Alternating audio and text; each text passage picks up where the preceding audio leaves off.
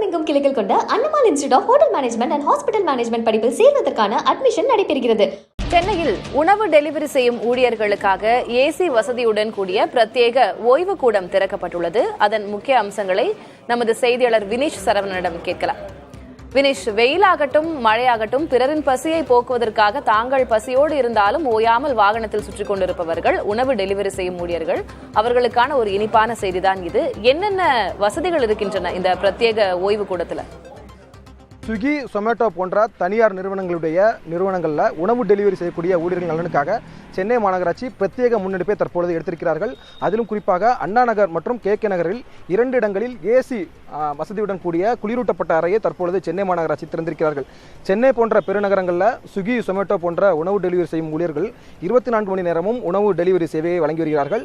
இந்த நிறுவனங்களில் உணவு டெலிவரி செய்யும் வேளையில் ஆயிரக்கணக்கான ஊழியர்கள் ஈடுபட்டிருக்கிறார்கள். அதே நேரத்தில் மழை, வெயில் போன்ற கடினமான சூழலிலும் டெலிவரி செய்யக்கூடிய நிலை கட்டாயம் இருக்கிறது. டெலிவரி ஊழியர்களில் சென்னையை பொறுத்தவரை 10% பேர் பெண்கள் உள்ளதால் குடிநீர், கழிவறை போன்ற அடிப்படை வசதிகள் கூட இல்லாத நிலையில் பணிபுரிய வேண்டிய சூழல் இருப்பதாக பல நாட்களாகவே சென்னை மாநகராட்சிக்கு ஒரு கோரிக்கையை வைத்திருக்கிறார்கள். அதனை கருத்தில் கொண்டுதான் தற்பொழுது சென்னை மாநகராட்சி ஒரு புதிய முன்னெடுப்பை எடுத்திருக்கிறார்கள். இந்த ஏசி குளிரூட்டப்பட்ட அறையை பொறுத்தவரை 600 சதுர அடி பரப்பளவில் அமையிருக்கிறது. இந்த ஓய்வறையில் 20 அடி நீளமும் 10 அடி அகலத்திலும் கழிவறை, குடிநீர், செல்போன் சார்ஜர் உட்பட ஒரே நேரத்தில் 25 பேர் வரை அமரக்கூடிய வசதியில் இந்த கட்டமைப்பை உருவாக்கியிருக்கிறார்கள்.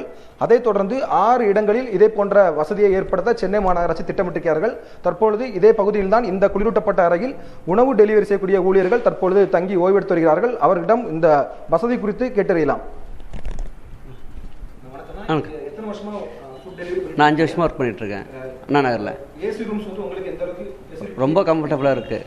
நாங்கள் ஏன்னா இப்போ வெயில் டைமில் எங்களுக்கு ஆர்டர் இருக்காது, 2 ஹவர் வெஸ்ட்டாக இருப்போம். பார்க்கு, பஸ் ஸ்டாப்பு அந்த மாதிரி டைமில் உட்காந்துருப்போம். இப்போ இந்த மாதிரி இருக்கிறது ரொம்ப கம்ஃபர்டபுளாக இருக்குது. எந்த ஒரு குறையினால ரொம்ப நன்றி. பார்க்கு, பஸ் ஸ்டாப்பு அந்த மாதிரி இடத்துல பார்ப்போம் நார்மல் டைமில். ரொம்ப ரொம்ப சூப்பராக இருக்குது. நல்லா அதில் எதுவும் கிடையாது சொன்னாங்க. அதில் எதுவும் கிடையாது. நிச்சயமாக இன்னொரு உணவு டெலிவரி ஊழியரும் இங்கு இருக்கிறார். அவரிடமும் கேட்டு தெரிந்து கொள்ளலாம் இது தொடர்பான வசதிகள் குறித்து. சார் வணக்கம். எத்தனை வருஷமா நீங்க ஃபுட் டெலிவரி பண்ணிட்டு இருக்கீங்க? இந்த கட்டமைப்பு, உங்களுக்கு இந்த ஸ்டால் உங்களுக்கு எந்த அளவுக்கு பயனுள்ளதாக இருக்குன்னு நினைக்கிறீங்க? இங்கே இந்த ஜோனில் ஒரு 6 மந்தாக தான் நான் ஒர்க் பண்ணுறேன்.